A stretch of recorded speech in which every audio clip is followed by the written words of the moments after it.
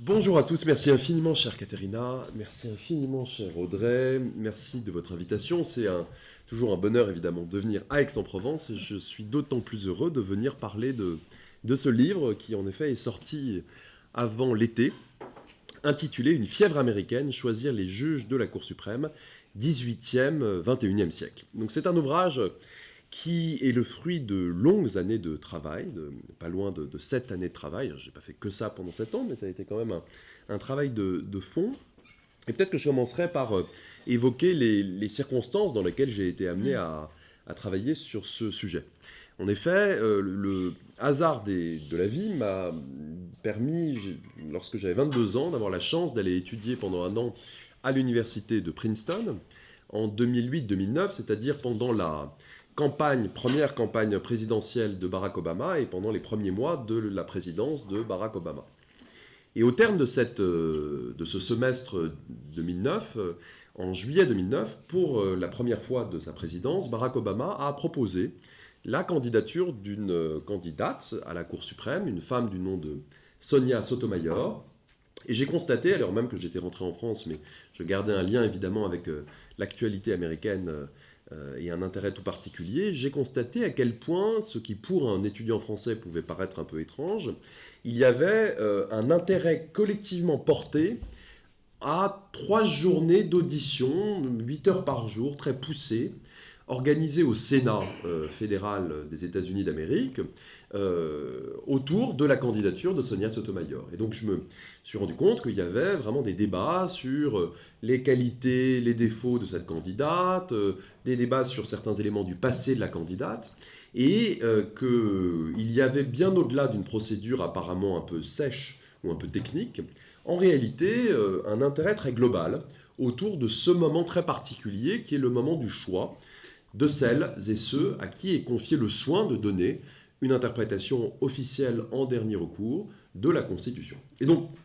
dans ce cadre-là, ça m'a intéressé, puis je suis passé à autre chose, j'ai fait mon M2 droit public, une thèse qui n'avait rien à voir, et donc j'ai un peu oublié cette question-là. Et puis, lorsque la thèse étant finie, j'ai cherché un nouveau sujet de recherche, je me suis dit, bah tiens, ça serait pas mal d'aller regarder les comptes rendus de l'audition de Sonia Sotomayor et de voir s'il n'y a pas là matière à en faire quelque chose, éventuellement une étude, éventuellement un gros article, en gros. Et puis je me suis plongé là-dedans, je me suis rendu compte que c'était absolument passionnant, dans la mesure où, avec le regard qui était désormais celui d'un jeune docteur en droit, évidemment mon regard était un peu différent. Il y avait des débats sur la jurisprudence de la Cour suprême américaine, il y avait des débats sur l'état de la culture constitutionnelle américaine, il y avait des débats bien sûr sur les grandes questions politiques du moment. Et donc la matière elle-même était extrêmement riche, à la fois dans une dimension juridique parfois un peu technique, et dans une dimension plus large qui va bien au-delà des questions de droit constitutionnel telles qu'on les appréhende, en tout cas dans les facultés de droit françaises. Et comme ça m'a intéressé, eh ben, j'ai étudié l'audition suivante, celle d'Elena Kagan un an plus tard, et puis je suis remonté un peu dans le temps, et puis j'ai fini par étudier l'intégralité des comptes rendus d'auditions de candidats à la Cour suprême, depuis que ces auditions sont organisées, c'est-à-dire ponctuellement en 1925, en 1939, en 1941, et systématiquement à partir de 1955.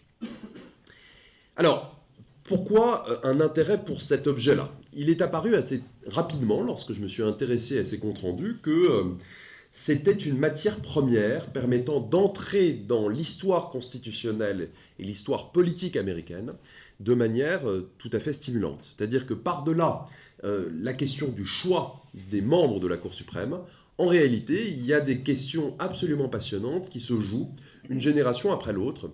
Et le titre de mon ouvrage en porte la trace, le caractère tout à fait fébrile des débats qui, à différentes époques, se tiennent autour du choix des membres de la Cour suprême. Alors, tous les choix de chaque membre de la Cour suprême ne suscitent pas des passions de manière égale, mais enfin, il y a de manière régulière dans l'histoire des moments où se sont cristallisées des oppositions politiques autour du choix de certains membres de la Cour suprême, dans une perspective qui, en tout cas, m'intéressait au moment où je me suis lancé dans cette recherche au long cours. Pour essayer de vous en donner, de révéler l'intérêt de cette question-là, je pense qu'il faut repartir à la base. Vous êtes juriste, ou j'imagine pour la plupart d'entre vous, repartons du texte lui-même, le texte de la Constitution américaine, qui à cet égard n'a pas changé depuis la fin du XVIIIe siècle, et qui prévoit une procédure en 3 actes pour le choix des membres de la Cour suprême et de toutes les autres juridictions fédérales. Acte 1, il revient au seul président de proposer le nom d'un candidat ou d'une candidate pour rejoindre la Cour suprême.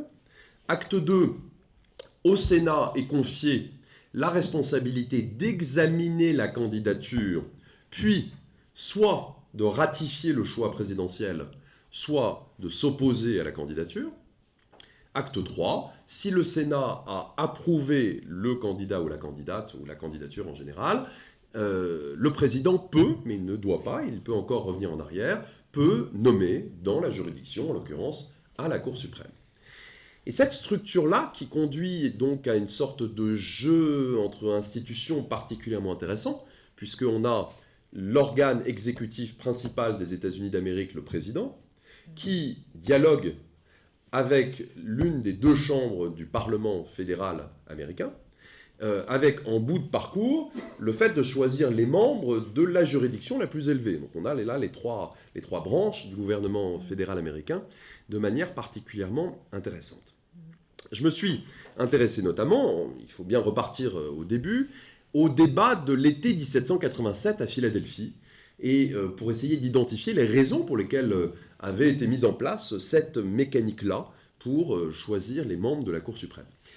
En réalité, assez vite, je suis tombé sur des débats absolument passionnants, comme souvent les vieux débats parlementaires aux constituants dans différents pays d'ailleurs. Et là, en l'occurrence, au tout début des débats, Benjamin Franklin, qui ensuite intervient assez peu sur la question, mais évoque le fait qu'en Angleterre, il a entendu dire que dans certains endroits, c'était les avocats qui choisissaient les juges, et ils avaient tendance, ça marchait pas mal, parce qu'ils avaient tendance à choisir les meilleurs des avocats, pour devenir juge, pour la raison suivante, qui est une raison assez simple. Les meilleurs avocats ont en général la meilleure clientèle, donc ont des clients prospères, et donc quand on les nomme juges, ils sont plus avocats, et ensuite les autres avocats peuvent se répartir la clientèle de la personne qu'ils ont choisie pour être juge. Une raison comme une autre d'essayer de choisir les meilleurs pour rejoindre une juridiction. En réalité, Franklin l'évoque, et ça fait sourire, j'imagine, et puis on passe très vite à autre chose. Et il y a en gros une opposition entre 2 thèses pendant les débats de 1787. Thèse numéro 1, il convient de confier ça à un organe incarné par une personne unique, le président, dans la mesure où c'est une telle responsabilité qu'il convient de confier ça à un individu en reconnaissant le fait qu'il sera comptable de son choix, et que si, par exemple, pendant son premier mandat, le président choisit une personne en se trompant, eh bien, tout simplement, les Américains pourront refuser de le réélire en le rendant responsable de ce mauvais choix pour la Cour suprême. À l'inverse, il y a ceux qui estiment que, justement parce qu'il s'agit d'un choix absolument essentiel, il convient de le donner à un organe collectif, en l'occurrence parlementaire, et très vite, l'accord se fait sur la future chambre haute du Sénat fédéral, le Sénat, et donc certains disent en gros, laissons aux sénateurs le soin de choisir les futurs juges de la Cour suprême. Et puis, au terme de l'un des nombreux compromis qui ont été structurants pendant l'été 87 à Philadelphie, finalement le choix est fait de mettre en place cette procédure que je viens de vous décrire, avec une initiative individuelle du président et un contrôle collectif au Sénat. Dans ce cadre-là, on a donc une clause de la Constitution qui n'a pas changé depuis bientôt un quart de millénaire, dans 15 ans, et ce qui est intéressant, comme souvent en droit constitutionnel américain, c'est d'étudier la manière dont, sur le fondement d'un texte constitutionnel qui est resté remarquablement stable depuis la fin du XVIIIe siècle, les lectures qui ont été faites de ce texte ont, elles, évidemment, et c'est normal et on le comprend, évolué une génération après l'autre dans des conditions qui méritent un examen approfondi.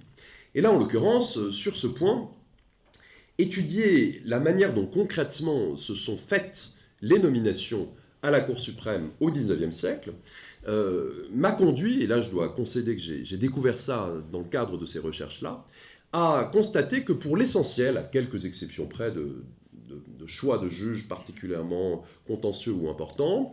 Pour le tout venant du choix des membres de la Cour suprême au XIXe siècle, les présidents formellement choisissaient les candidats, mais pour l'essentiel s'en remettaient à des sénateurs pour leur suggérer le nom des candidats à la Cour suprême. Alors pour quelle raison? Une raison qui tenait à des considérations extrêmement concrètes, à savoir le fait que la vie d'un membre de la Cour suprême au XIXe siècle, jusqu'au tout début des années 1890, c'était une vie passée pendant à peine 1 mois et demi à Washington dans un bureau du Capitole, du Congrès fédéral, qui prêtait un bureau pour la Cour suprême, et 9 mois par an, les membres de la Cour suprême étaient en réalité des juges fédéraux volants, on pourrait dire, qui étaient envoyés dans un circuit, c'est-à-dire la réunion de plusieurs États fédérés, une partie du territoire, et dans ce territoire, les membres de la Cour suprême vivaient dans des calèches et passaient d'une ville à l'autre, où en fait ils exerçaient en pratique des fonctions de juge fédéral de première instance ou d'appel. Et donc, plusieurs conséquences de cet état de fait. Première conséquence, le turnover à la Cour suprême au XIXe siècle est beaucoup plus important qu'au XXe siècle. Au bout de 4-5 ans, ils ont le dos complètement cassé dans les calèches, ils en ont marre, ils sont épuisés, ils démissionnent.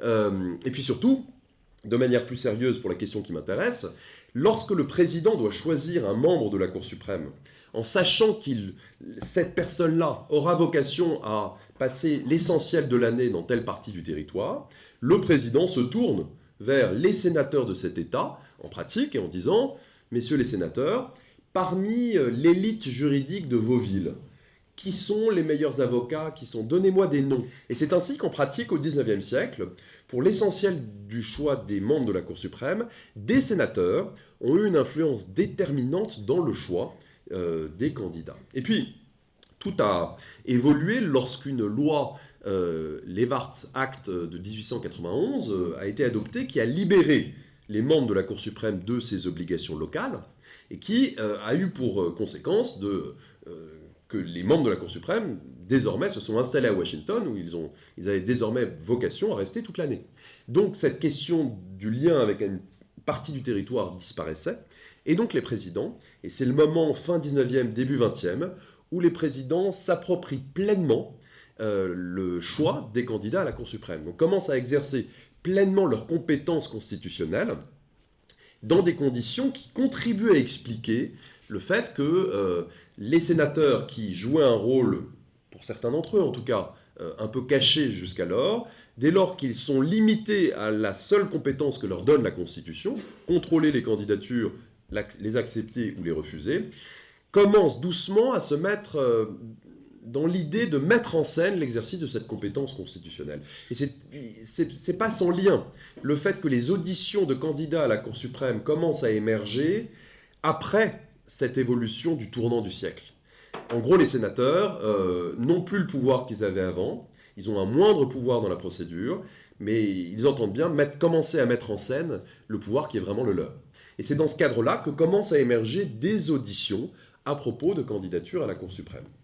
La première grande audition, moment extrêmement important, en 1916, est organisée pendant 3 mois, sans que le candidat lui-même vienne témoigner, à propos de la candidature pour la première fois d'un homme de confession juive à la Cour suprême, un grand avocat du nom de Louis Brandeis, et qui, proposé en 1916, voit sa candidature confronté à une très forte vague d'antisémitisme, à la fois du côté de l'élite juridique du pays et à la fois une forme d'antisémitisme populaire. Et ces 3 mois d'audition, et on a le compte-rendu verbatim détaillé des 3 mois d'audition, donnent lieu à n'importe quelle boulangère de Virginie qui a lu une annonce dans le journal, qui décide de venir donner son avis et que des sénateurs entendent, et qui pendant 1 heure vient dire « mais un juif à la Cour suprême, vous n'y pensez pas, ça sera scandaleux, etc. » dans des conditions qui aujourd'hui paraissent évidemment tout à fait choquantes.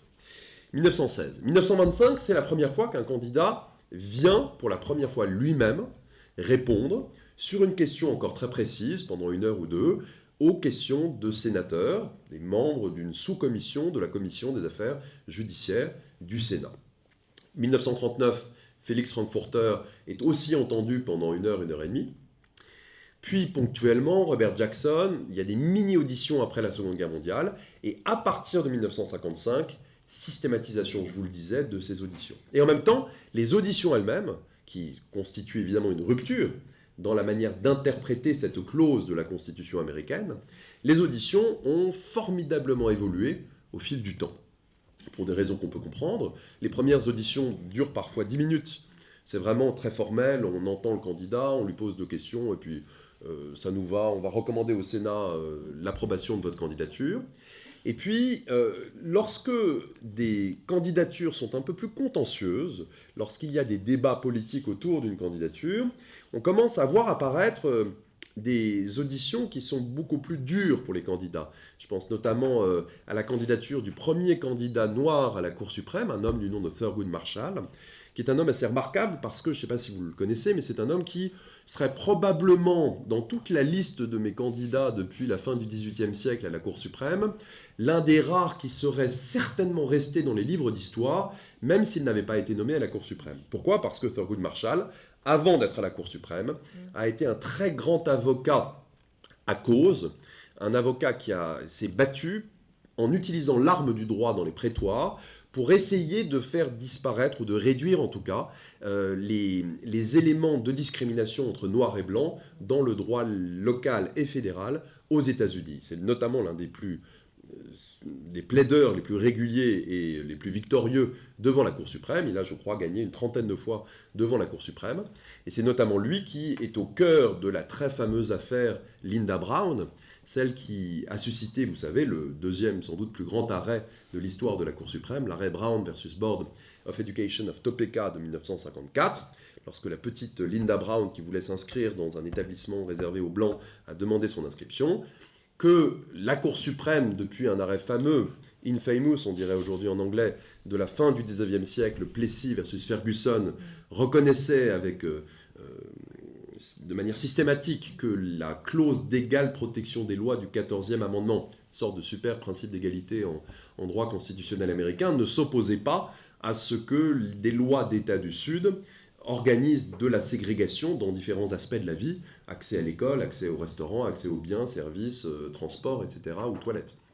Et en l'occurrence, l'arrêt Brown v. Board of Education, qui est le point de départ d'une révolution profonde dans la culture juridique et politique américaine, ce qu'on appelle aujourd'hui la révolution des droits civiques, cet arrêt Brown v. Board of Education a pour point de départ une stratégie contentieuse menée notamment par cet avocat, Thurgood Marshall, qui a été plaidé devant la Cour suprême et qui a obtenu victoire dans ce cadre-là. Et Thurgood Marshall, lorsque en 1967, son nom est proposé pour rejoindre la Cour suprême, il fait face de manière passionnante à la commission des affaires judiciaires, qui est la commission au Sénat qui est chargée notamment d'examiner les candidatures à la Cour suprême. Il fait face à des sénateurs qui, pour beaucoup, sont des sénateurs assez âgés, qui viennent d'États du Sud, qui sont très conservateurs, très ségrégationnistes, et qui entendent bien, le jour où Thurgood Marshall arrive devant eux, lui faire payer le fait qu'il n'aime pas du tout le combat qu'il mène depuis plusieurs décennies. Et donc l'audition de Thurgood Marshall est extrêmement désagréable pour Thurgood Marshall. Les sénateurs posent des questions extrêmement précises aux candidats pour essayer de mettre en avant devant les journalistes qui sont dans le public le fait que le candidat serait nul en droit, en disant en gros on vous pose des questions hyper précises sur une sorte de sous-jurisprudence. Ah, vous connaissez pas, on voit bien que vous êtes nul en droit constitutionnel, en gros, en posant plusieurs fois les mêmes questions pour pousser le candidat à dire je ne sais pas, je ne sais pas, je ne sais pas, pour diffuser l'idée selon laquelle il serait mauvais en droit, etc. Donc c'est un moment qui est... il y a quelques moments comme ça qui sont des moments de rupture. Et puis la vraie rupture, c'est 1981, lorsque, pour la première fois, une femme est proposée pour rejoindre la Cour suprême par le nouveau président Reagan, Sandra Day O'Connor. Et à cette occasion, la décision est prise de faire rentrer les caméras de télévision dans la salle d'audition des candidats à la Cour suprême. Et ça change profondément la nature de l'exercice et l'intérêt collectivement porté à cette procédure à travers le pays et même au-delà des frontières dans certains cas. En effet, les candidats et candidates commencent, à partir de ce moment-là, à répondre aux questions des sénateurs devant les caméras. Les sénateurs parlent aux caméras et donc parlent à l'Amérique, même lorsqu'ils font semblant de poser une question aux candidats eux-mêmes. Et ça modifie profondément l'intérêt collectivement porté à cette procédure. Et notamment, cela se voit lors d'une candidature qui est sans doute le point de rupture dans l'histoire de cette procédure, qui est la candidature d'un homme qu'on a un peu oublié aujourd'hui en France, laquelle j'ouvre mon ouvrage dès l'introduction, c'est la candidature de Robert Bork, B-O-R-K, qui était un très grand intellectuel de son époque, grand professeur de droit, spécialiste notamment de droit de la concurrence, professeur à Yale, juge de cour d'appel fédéral, qui avait joué un rôle important dans l'administration de Nixon au moment du Watergate, un rôle un peu trouble d'ailleurs au cœur de l'affaire du Watergate. Et Bork était vraiment une grande figure de la pensée juridique conservatrice des années 70 et du début des années 80. Et le nom de Bork revient régulièrement lorsqu'on sent qu'il y a une vacance à la Cour suprême, qu'un président républicain pourrait choisir un excellent juriste conservateur, et le nom de Bork revient plusieurs fois. Et il se trouve que Bork n'est pas choisi en 1986, et le président Reagan, lui, préfère un autre conservateur tout aussi brillant, mais différemment, de 10 ans plus jeune, qui s'appelle Antonin Scalia, premier italo-américain proposé pour rejoindre la Cour suprême. Et en 1986, Scalia s'est notamment distingué de manière assez singulière en ayant l'intelligence de proposer une interprétation, une méthode d'interprétation de la Constitution qui, chez les conservateurs, peut avoir des effets extrêmement efficaces d'un point de vue politique et qui serait tout à fait maniable. Alors, petit point en l'occurrence, c'est ce qu'on appelle l'originalisme. Alors, j'imagine que certains dans la salle peut-être connaissent cette interprétation. C'est quoi l'originalisme? C'est tel que le conçoit Bork le premier, l'idée selon laquelle il conviendrait d'interpréter les mots de la Constitution américaine à l'aune de ce que les rédacteurs du texte pouvaient probablement avoir à l'esprit au moment d'écrire ces mots. Et donc en gros, c'est un originalisme des intentions chez Bork qui consiste à dire, en allant regarder les archives des délégués à la Convention de Philadelphie, en allant lire les mémoires des parlementaires qui ont adopté les amendements de la reconstruction après la guerre de sécession, on va identifier le fait que, en écrivant tel mot, ils pensaient en gros à telle chose. Et vous voyez le potentiel conservateur de cette méthode d'interprétation qui permet notamment, et c'est la grande affaire des conservateurs dans les années 70, d'essayer de réagir face à quasiment 2 décennies pendant lesquelles la Cour suprême, sous la présidence d'Earl Warren et quelques années plus tard, c'est l'ère Warren, s'est révélée extrêmement progressiste en rendant des décisions très créatives parfois d'un point de vue juridique, qui ont eu pour effet d'accroître la protection constitutionnelle des droits et libertés des individus aux États-Unis de manière substantielle. Et les républicains, les conservateurs, pour certains d'entre eux, trouvent ça proprement insupportable. Et l'originalisme est présenté comme une manière de dire, en fait, on a été beaucoup trop loin dans l'interprétation, la construction jurisprudentielle à partir du texte de la Constitution. Il faut revenir au texte lui-même. Il faut revenir à l'intention qui était probablement celle de ceux qui tenaient la plume au moment de la rédaction du texte. Mais là où le jeune Italien Scalia se distingue de manière très intelligente, c'est que alors qu'il y a une vacance à la Cour suprême et qu'il entend sortir du lot pour être choisi par le président, Scalia va prononcer à Chicago une conférence dans laquelle il présente une autre version de l'originalisme qui a pour elle d'être beaucoup plus facile à utiliser, qu'on peut qualifier d'originalisme du sens commun des termes au moment de l'adoption de la Constitution. C'est-à-dire, en gros, lui dit, il est vain d'essayer de rétablir ce qu'il pouvait y avoir dans l'esprit des délégués de Philadelphie, on n'en sait rien, puis il y a toujours des problèmes quand on essaye de rétablir l'intention du législateur, parce qu'il y avait plein de délégués différents qui sans doute pensaient des choses assez différentes. En revanche, ce qu'on peut faire beaucoup plus facilement, c'est d'aller ouvrir un dictionnaire de la fin du XVIIIe siècle pour regarder quel est le sens commun du mot que l'on trouve dans telle clause de la Constitution au moment de l'adoption de la Constitution. C'est tout aussi conservateur, mais c'est beaucoup plus efficace et beaucoup plus facile à faire. Et Scalia se distingue, et c'est l'une des raisons pour lesquelles il est choisi en 1986. Il convainc les sénateurs, quasi-totalité du Sénat qui approuve sa candidature. Scalia, brillamment, entre à la Cour suprême. Et puis, moins d'un an plus tard, la candidature de Bork s'inscrit dans un contexte un peu différent. Alors certes, il y a, mais ça n'est pas déterminant, un changement de majorité au Sénat du côté des démocrates, qui sont devenus majoritaires au Sénat, ce qui n'était pas le cas quelques mois plus tôt. Et puis surtout, Bork a été très très clair sur ses opinions conservatrices. Et Bork a depuis toujours, dans des écrits, dans des interviews, dit sans aucune difficulté que j'estime que le Human Rights Act, qui est la grande loi adoptée 10 ans après Brown v. Board of Education en 64, qui essaye de faire disparaître des traces de ségrégation dans le droit fédéral aux États-Unis, qui est une loi quasi constitutionnelle aux États-Unis, et lui dit, selon moi, elle est inconstitutionnelle. L'arrêt Roe v. Wade de 73, qui, vous le savez sans doute, a consacré pour toutes les femmes aux États-Unis, quels que soient les États, une protection constitutionnelle de leur droit à recourir à une interruption volontaire de grossesse, selon Bork, c'est évidemment rendu en méconnaissance de la Constitution. Il faudra donc revenir sur Roe v. Wade. Et donc il est très clair sur le fait de dire, je vais à la Cour suprême, je vais, depuis la Cour suprême, déployer des efforts et mon talent intellectuel qui est indubitable pour essayer de faire en sorte, en gros, de corriger les erreurs de l'ère Warren, et on va enfin découvrir une Cour suprême conservatrice. Et ça provoque, pour la première fois dans ces proportions-là, du fait notamment des caméras de télévision, une passion pendant l'été 87, alors là pour le coup passion fébrile, avec pour la première fois dans ces proportions des dizaines et des dizaines de millions de dollars qui sont dépensés soit en faveur, soit en opposition à la candidature de Bork, avec des clips qui sont tournés, avec des prises de parole depuis le Sénat, de la part de sénateurs, et notamment d'un petit frère de JFK, Ted Kennedy, qui était une figure centrale du Sénat, qui, quelques minutes après l'annonce de la candidature de Bork, détruit en 4 minutes extrêmement efficace sa candidature. Et puis lorsque l'audition s'ouvre, après l'été 87, au début du mois de septembre, eh bien, s'y ajoute le fait que Bork se plante complètement d'exercice. C'est-à-dire que face au sénateur, il ne comprend pas la différence entre un séminaire de la faculté de droit de Yale et l'exercice d'une audition parlementaire. Et avec un brio indubitable, on a la vidéo, vous trouvez ça sur Google facilement, YouTube, il prend de haut les sénateurs, qui font d'ailleurs pour certains d'entre eux exprès d'être un peu grossiers, de poser des questions un peu approximatives, et il tombe dans le piège en disant « Monsieur le sénateur, c'est pas exactement... Non, cet arrêt, c'était pas cette date. Mes étudiants n'auraient pas fait l'erreur. Oui, alors non, pas...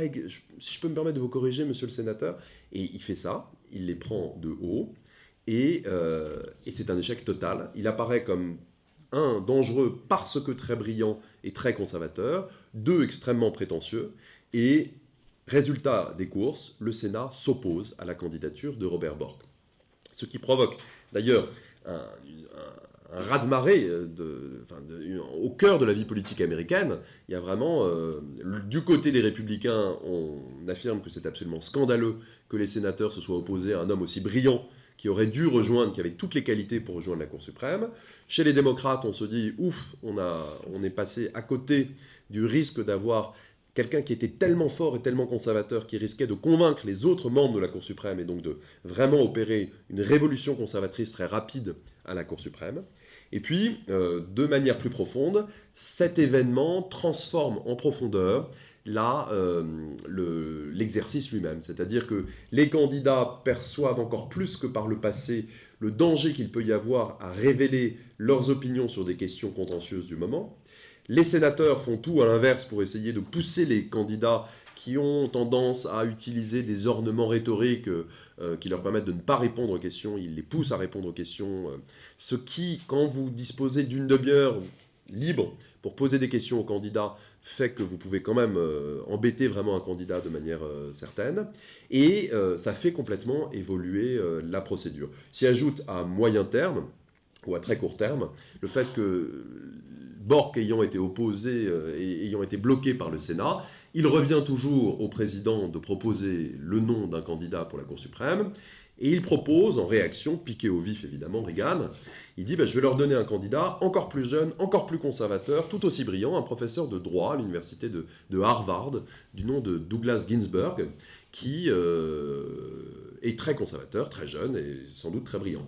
Il propose son nom, sa candidature, et très rapidement, l'une des journalistes qui suit tout ça en détail et qui apparaît de manière régulière dans mon ouvrage parce qu'elle est vraiment très forte, identifie le fait que quelques années plus tôt, Douglas Ginsburg aurait fumé des joints avec ses étudiants ou avec certains de ses doctorants ensuite, lorsqu'il était en gros chargé de TD, puis jeune professeur. C'est pas quelque chose qu'on ferait à Aix-Marseille Université, mais à Harvard, en gros, dans la décennie qui a suivi la fin des années 60, mai 68 chez nous, mais il y a l'équivalent là-bas, Woodstock 69, etc. Évidemment, la chose n'est pas propre à scandalisé ou à étonner. Mais il se trouve que Ronald Reagan a décidé de placer au cœur de son second mandat l'un des objectifs politiques de son temps qui lui semble absolument essentiel, décisif, à savoir la lutte contre la drogue. C'est le moment où Nancy Reagan, la femme de Reagan, fait des spots à la télévision en disant « Just say no ». Les jeunes, dites non à la drogue. Et donc évidemment, le fait d'apprendre que le candidat proposé par Reagan, le président anti-drogue, en fait, a fumé des joints avec ses étudiants, ça fait rire absolument tout le monde. Donc les journaux s'amusent, il y a des unes de journaux, voilà une candidature à la High Court qui est en train de partir en fumée. Le ridicule ne tue pas, heureusement, mais en l'occurrence, politiquement, il peut tuer, et là, il tue la candidature de Douglas Ginsburg, si bien que c'est un deuxième échec pour Reagan, qui finit par choisir un homme beaucoup plus modéré, Anthony Kennedy. Et à cette occasion, ses services de la Maison-Blanche décident, pour éviter quand même un nouveau désaveu, de soumettre le candidat, et ça devient systématique ensuite, à un contrôle présenté comme le contrôle SDR, pour Sex, Drugs and Rock and Roll. Sur le sexe, les conseillers du président posent des questions extrêmement précises, extrêmement intimes au candidat. Combien de partenaires sexuels? Quel âge? Vous? Quel âge l'autre? Homme ou femme? On veut tout savoir, quoi. Quelle pratique, etc. Drogue. Est-ce que vous buvez de l'alcool? Quel type d'alcool? Alcool fort? Quelle régularité? Est-ce que vous avez essayé des joints? Est-ce que vous avez essayé des drogues plus dures? Etc. Et rock and roll, c'est tout le reste, je vous laisse imaginer. En gros, la Maison-Blanche fait tout pour identifier tous les éléments du passé du candidat susceptibles d'être dévoilés par autrui, journalistes, équipes de sénateurs opposés à la candidature, et qui sont susceptibles d'exploser au visage du candidat au moment de l'audition ou autour de l'examen de sa candidature par les sénateurs. Et c'est dans ce contexte-là qu'il y a une évolution de l'examen des candidatures et sans doute une professionnalisation dans le choix des candidats, mais ça, c'est encore une autre question. Et je pourrais vous parler pendant très longtemps, mais ce serait peut-être pas mal à un moment d'avoir des échanges.